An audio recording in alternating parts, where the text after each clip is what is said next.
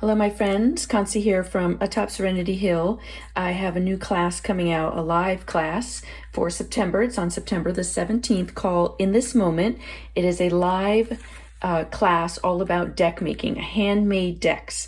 And I thought I'd give you a little peek into some of the decks that I have made, some ideas that you might have if you're wondering if this class might be for you. So my first foray into deck making was an inspiration card deck. This is one of the original ones. It's quite a few years ago, actually. I think in the end, I ended up making close to over 100 of these. The first set were all done on a set of playing cards. This was my sister-in-law and her husband. They gave a set of playing cards for a wedding favor, and we ended up with multiples. So I took one of them and then I just designed on top and ended up using this card deck for learning a lot about mixed media and learning about my style. So the backs have never been done, finished, but that's okay. And, it was just a great way to dive into deck making and working out sayings that I needed to have as part of my life during that time. So this was one deck. So playing cards.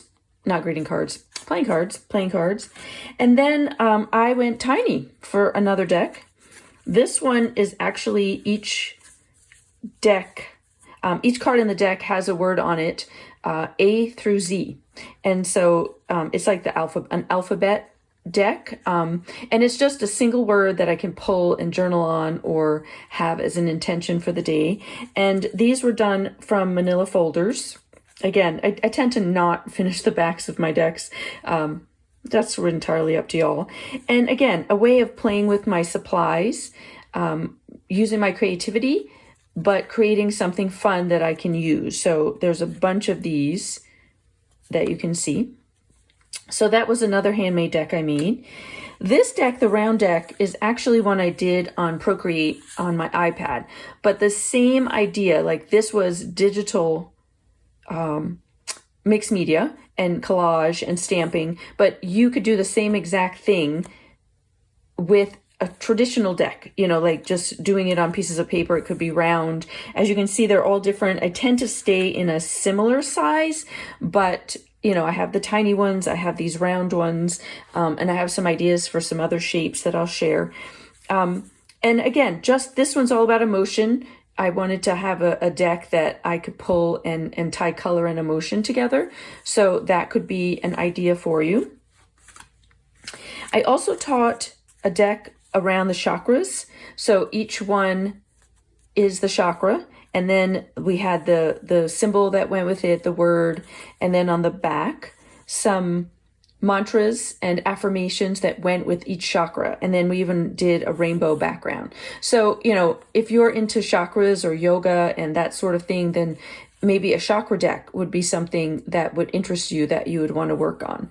So these are just to give you ideas for decks that I have done. You can definitely come up with your own ideas, and part of the concept of the beginning of the class, of the 3-hour class, is to work through what your concept is. What is it that you need in this moment to work on? So another deck that I really love making, I have a few of these, is my word of the year. So my word of the year was flourish one year. And so I just made a deck of all synonyms. And again, not finished, but of all synonyms that went with flourish. And that way I could pull it during the day and I could, again, journal on it, do our journaling project on it, and have something in front of me all the time. So I think, and then I have this one. I don't think I have a ton of these. I've sent them off with a friend for an event that is happening. And then this is a vision board, part of a vision board deck, and it's done with magazine images and words. Okay, so it can always be, it doesn't have to be that you use art to do something. This one has a lot of, I actually stapled pieces to it. It can be that you use images from magazines and from online that you print. It doesn't have to be that you hand draw anything or paint. It has to be in the style of which you like to work, and maybe, or a style that you wish to work, and then you create a deck, and that could be part of your practice. Okay. So a couple other things I wanted to show you were decks that I was thinking of, or surfaces I was thinking of, and a deck. I started this deck. It's only got 3 in it. I call it a duality deck. So it flips, joy versus rage, serenity versus overwhelm.